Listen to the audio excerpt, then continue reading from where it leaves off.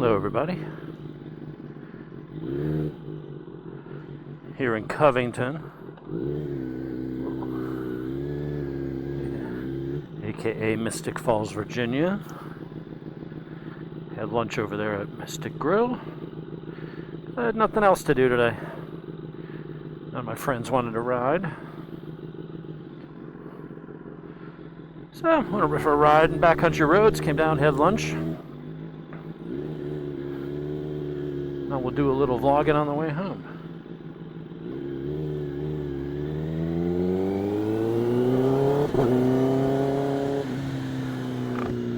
So, let's do a...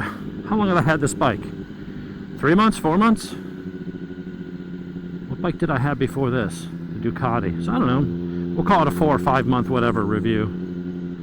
What's it like to live with now we've done the mods? Am I still happy with it? Am I going to get rid of it? So this is a 2024 ZX10R.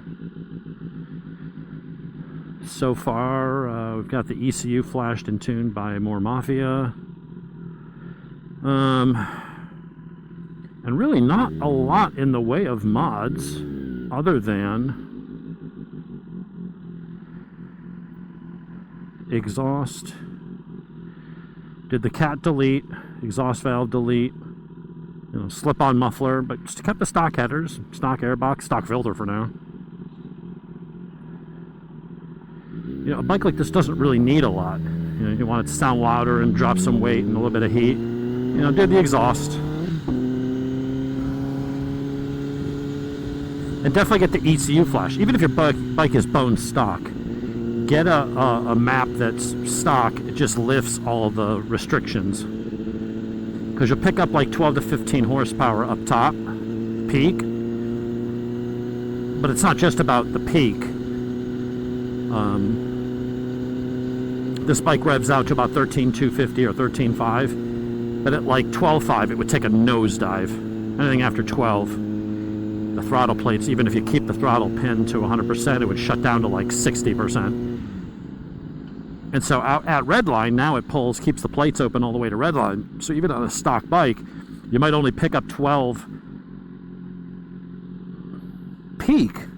But out at redline, where it used to drop down to like 110 horsepower, because it would stop pulling at like 12,000 and it would just go, whoa.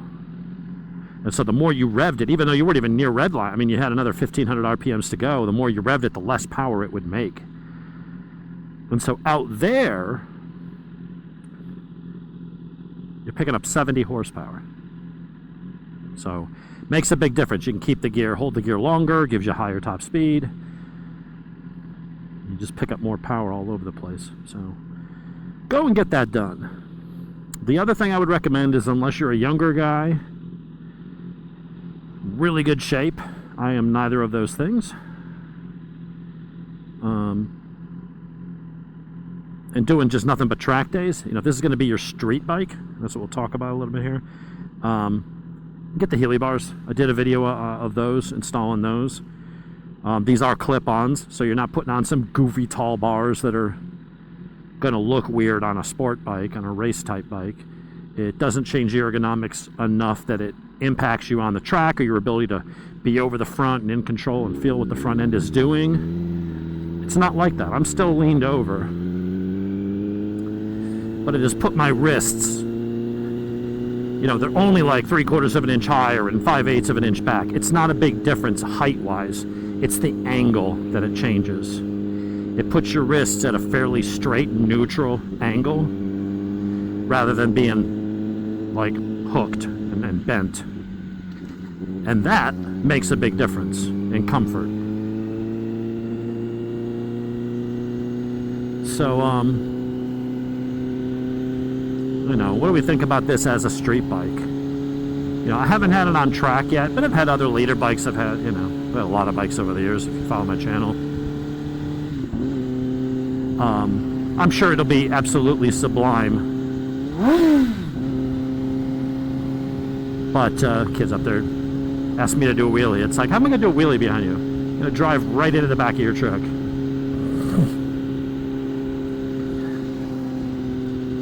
But you know, on track, I'm sure this is going to be a formidable weapon. As a street bike, what is this bike like to live with?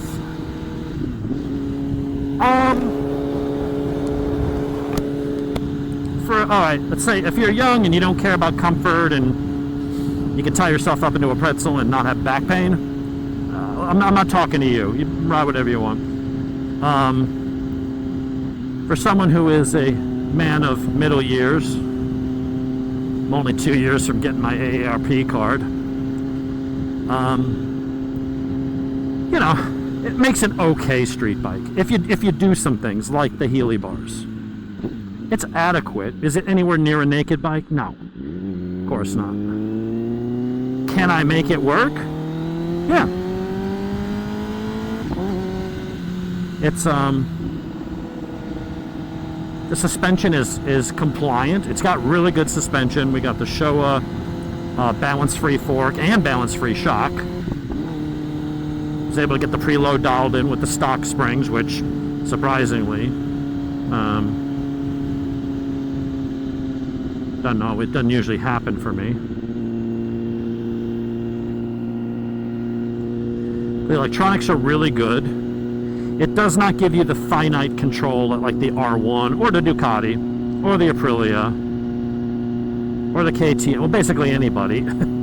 It's kind of like you got your 3 presets: rain, road, sport. Sport is lively. I ride it in road, or I have a rider mode that's in between road and sport. The reason for that is sport just lets too many wheelies in.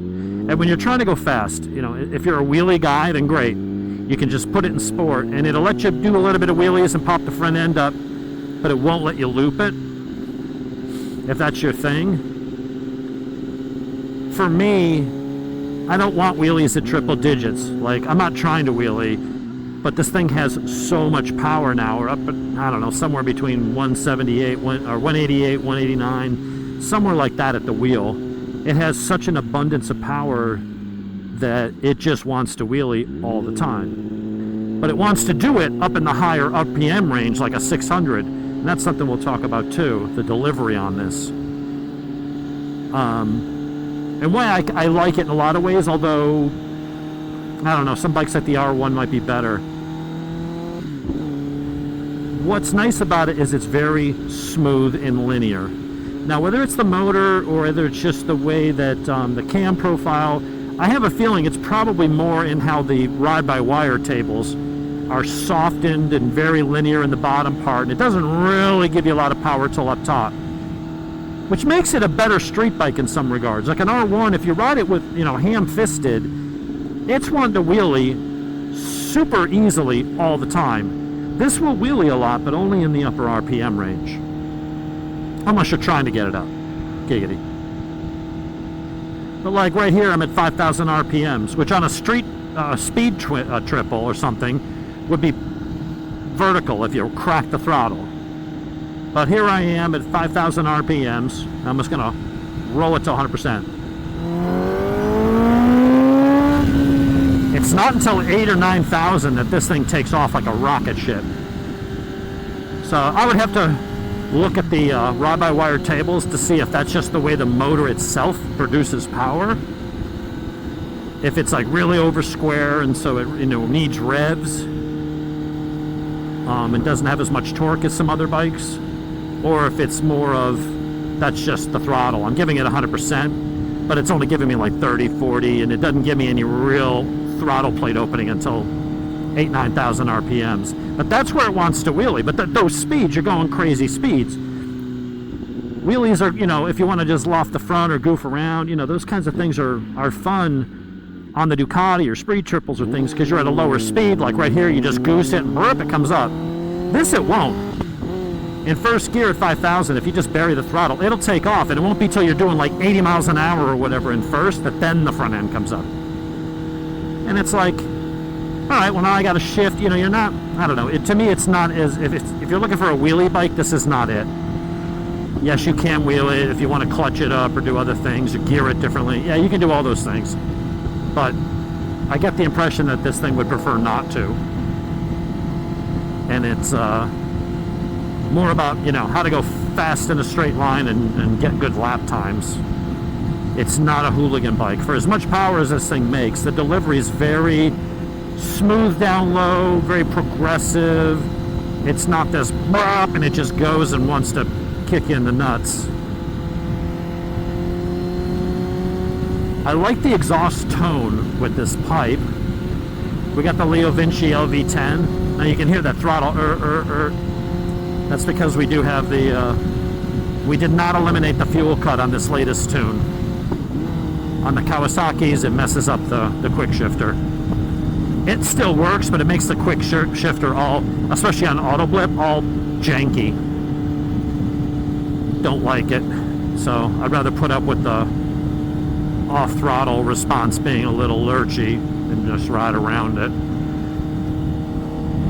Overall comfort, not bad. I mean, we rode this, John was on his ZX10R, and we rode up to Chris Moore's, which is a solid 2-hour ride, almost all of it on the interstate. So you're basically stuck in this position, and you're just sitting there like droning on.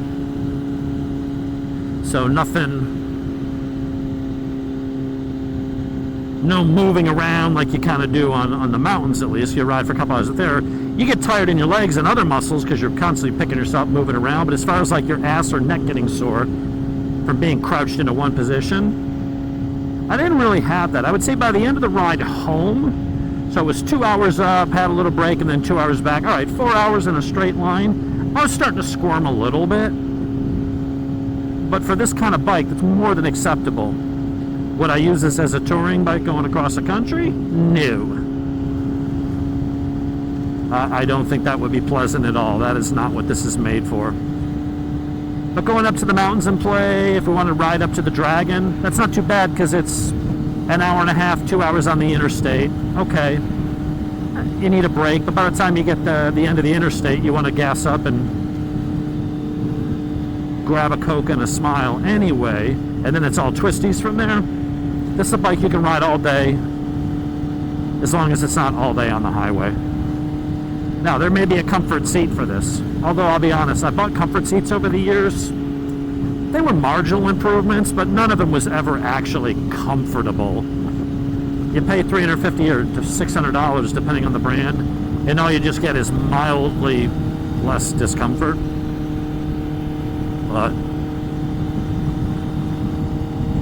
But the suspension does, you know, it's taut, but it is compliant. This is very good, you know, it's not Panigale V4R level of Öhlins, but I've been very impressed with this suspension, this balance-free fork and stuff. It's a nice, compliant ride. It soaks up the bumps pretty damn well. It's firm but not harsh.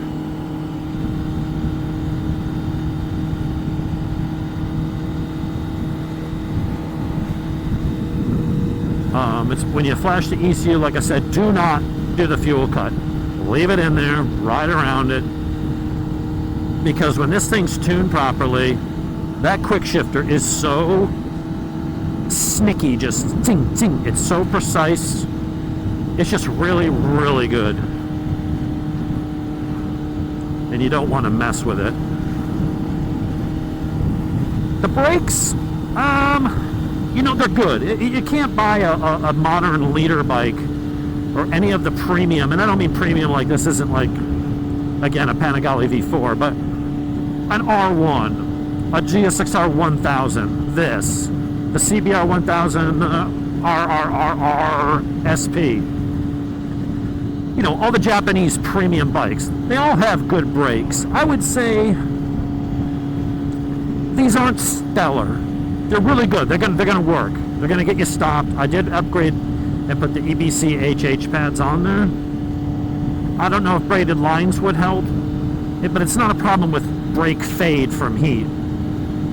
To me, they don't feel as strong. It's got a Brembo master cylinder. Those are Brembo M50 monoblocks. Maybe even Stylemas. I don't even know, but it's at least M50s. So, and I've had these brakes on other bikes, but for some reason these just don't seem as good. I have bled them. I've got the RBF 660 brake fluid in there. Bled the master, bled both calipers. I didn't bleed the ABS unit because I don't think it needs it. I don't think that's the problem. They're strong, but to me they feel just a little bit wooden. They'll absolutely get the job done, but if you're, I don't know. When I get coming off of a Ducati onto this, the Ducati Street Fighter had exemplary brakes. Really good. Really good feedback from them. Really good bite. But easy to modulate. I think these will stop you just as fast. They just don't feel... I don't know. It's hard to convey. You know the brakes are there. You know they're strong. They just feel a little more numb. But they're there. Mirrors, they work. Got a pretty good view behind me.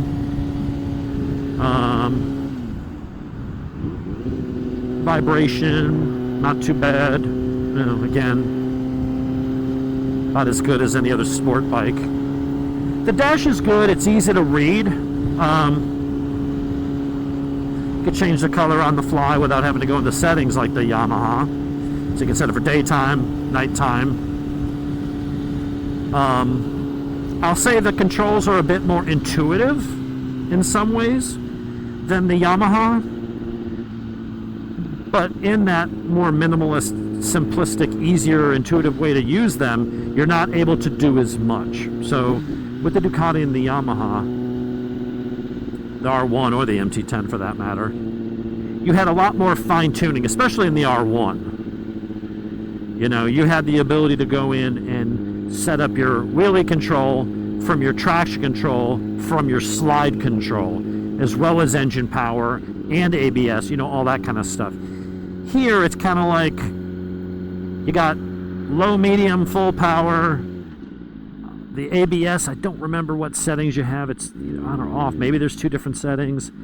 And there's no independent slide control versus wheelie control versus traction. They're all kind of rolled into one, which works. It makes selecting one easy, but for people that like to really fine-tune on the track or something, they're like, oh, it's cutting in a little bit here. I want the end to slide just a little more so I can steer through the turn with the throttle. You know, you may or may not be able to dial this one in as much as you can an R1 or an Aprilia or a KTM or Ducati or, you know, basically everybody else.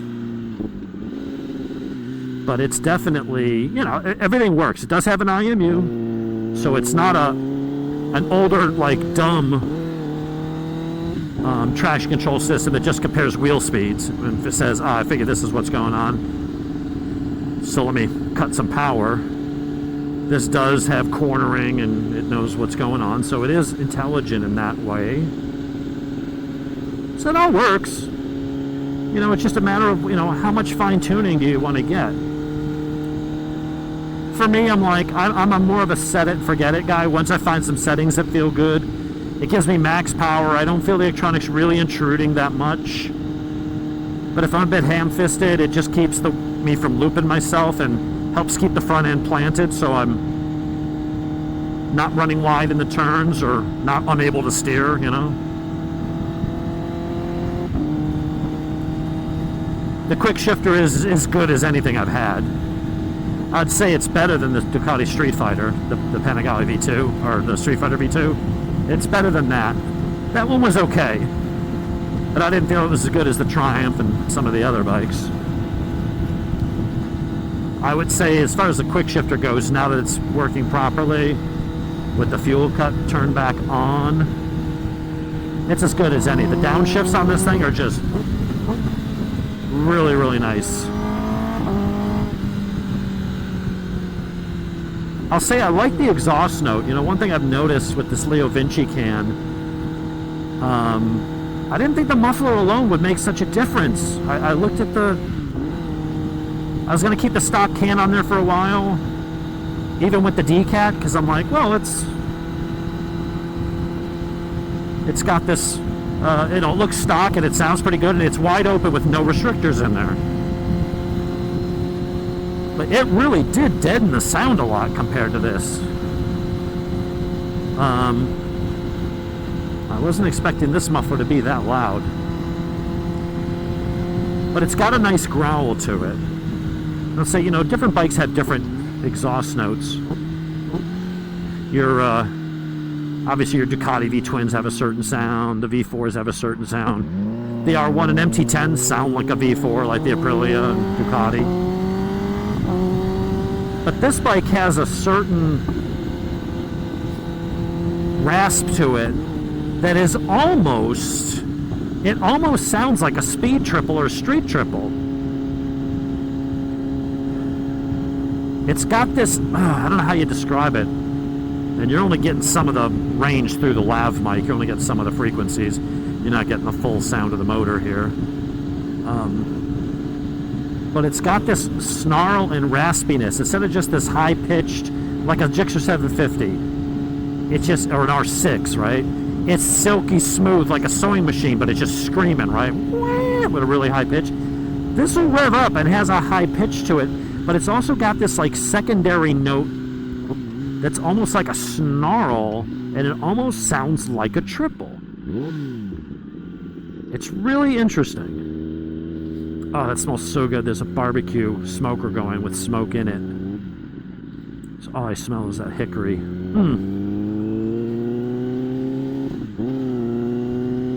don't know if you hear that, but that sounds like my Tracer 9 GT a little bit. It sounds a little bit reminiscent of my my street triple and my speed triples. I've had a bunch of triples over the years, and so it's Kawasaki's got an interesting note. And I didn't notice it on the ZX6R, but I do notice it on this. And if I go back and look at videos of my Z900 RS. It had a similar kind of snarl to it. Really, really nice. Definitely digging that.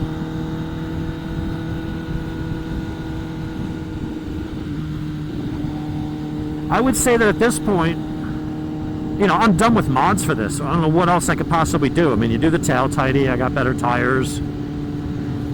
I lengthened the chain 2 links to make the swing arm an itty bit, like half an inch longer to help with wheelies and just add the stability. You'll go, oh, it's going to turn in slower. Shut up. Unless you're Marquez, you'll never notice that turn-in difference from half an inch of swing arm. But what that does do is that half an inch really makes a difference on helping keep the front end down. And with that, I was able to go up 1 tooth on the rear sprocket. So this has got just a little bit more drive. Top speed now due to gearing's around 191, 192, which is all you'll get out of something like this anyway. So I feel like it's geared perfectly. I'll tell you what did help it also. I know there's a lot of thoughts in the random order here. That's how my brain works. Having a bike like this with cruise control, really nice.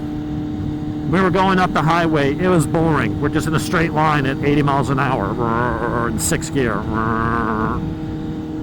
Cruise control, switch hands, move around, move my wrist around, kind of relax my hands a bit, switch arms back and forth. It was really nice. That helped a lot. Let you kind of sit up more.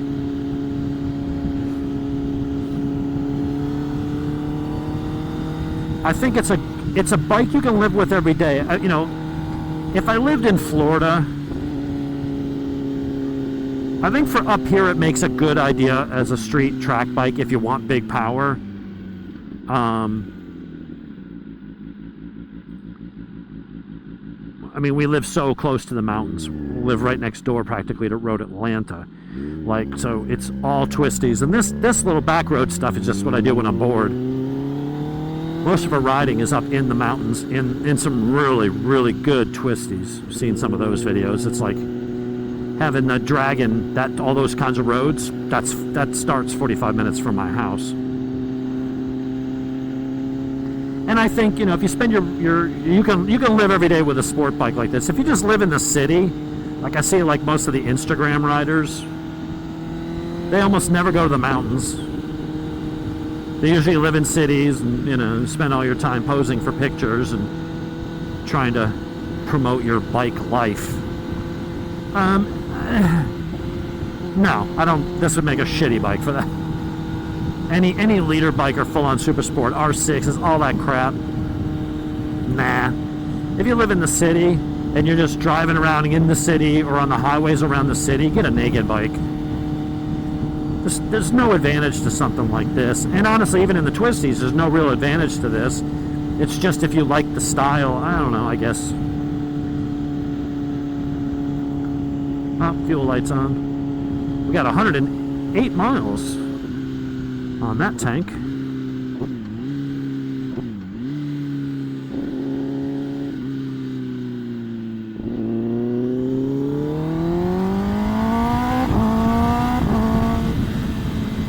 Yeah, there's a good raspiness to this.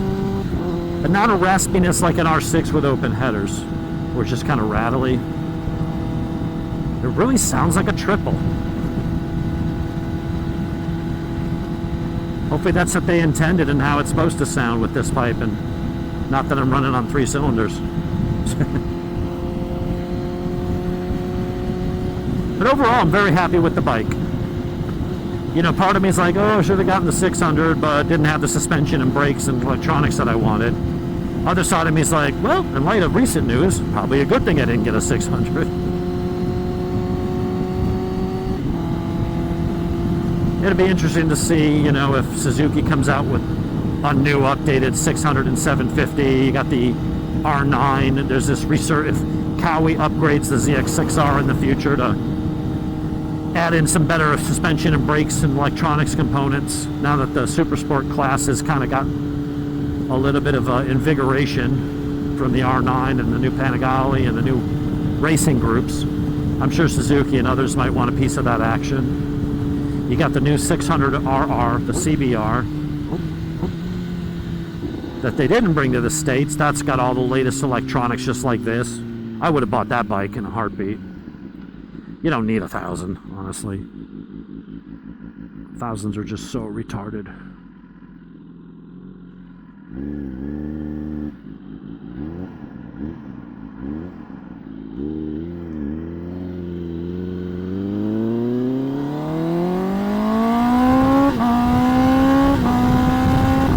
I mean, that is so flawless. I'm not even hard on the gas. That is just a really, really good quick shifter. Top notch. One of the best I've had. I've had a few. So does it make a great street bike? Am I happy with this thing? Yeah. The way it rails, the way the power is just linear, progressive. It's tame and docile around town when you want. Drop a gear and get the revs up, and it's an absolute relentless beast when you want it. You don't feel like you got to pussyfoot it around. If you're just, you know, tooling around and want to keep things manageable, well,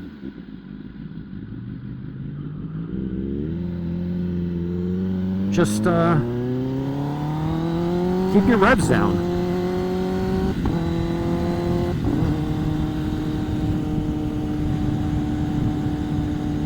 Is it faster than the R1? I mean, I don't know. It makes a couple horsepower more, like 5. I think the R1 had a little more torque in mid-range. This has a little more top end. I think this has better wind protection than the R1. And I will say that for a guy my size, this fits me a little better. So maybe on the R1, maybe that makes it a slightly better track bike because it's slightly smaller, like a 600, just with a crazy motor in it. But of the 1000s I sat on, this one was by far had the most leg and arm room. Like, I wasn't sure I was going to like being on a full-on crotch rocket again. You know, it's not a big crotch rocket like the ZX14 was, which is like a couch. This is a full-on super bike. And I was like, I wonder how comfortable it'd be. And I sat on it, other than the bars, just changing the angle, it's actually, for a guy my size, pretty damn good. No complaints on that, so.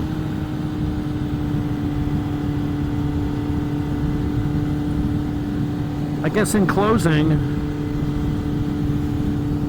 if you're considering leader bikes, and I don't have any brand loyalty, I'm not a Kawi guy versus a Ducati guy, it's a, you know, whatever bike tickles my fancy at that particular moment. I've owned them all. I'm not a snob about one brand versus the other. I love Ducatis. I think they're pure art, but you got to pay through the nose as well as pay through the you know, for maintenance and parts and all that stuff. And they're not unreliable. It's just everything you got to do by the dealer. An exhaust pipe for this, it'd be $1,200. It'll be $4,000 for the other, you know, because they make 20 times more for this bike. So you get that volume discount, if you will.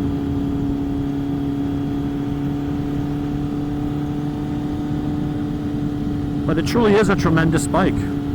So, Kawasaki ZX10R issues right now aside, they really do make a good bike.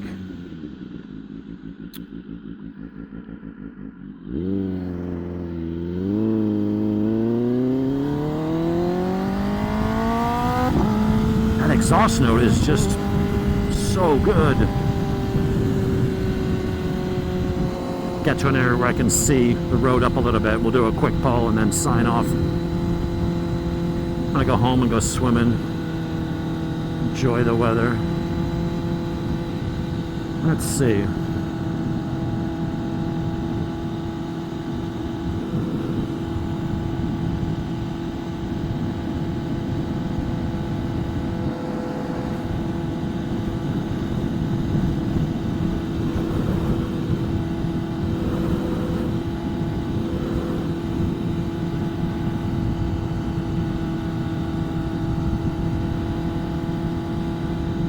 Gotta be a straightaway here somewhere.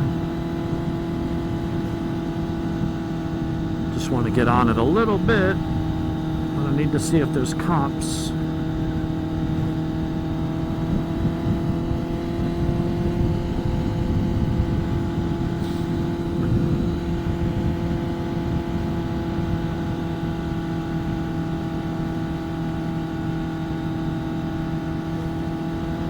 Maybe it's around the next bend.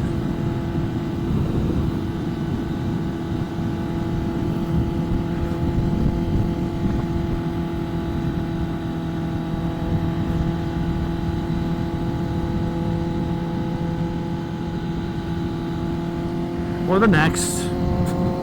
Gotta be a damn straightaway somewhere. Then we gotta immediately go find gas.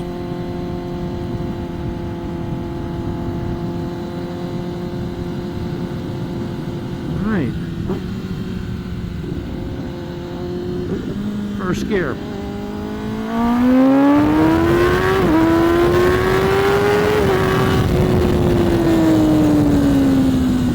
Son of a bitch. Thing is just a lunatic.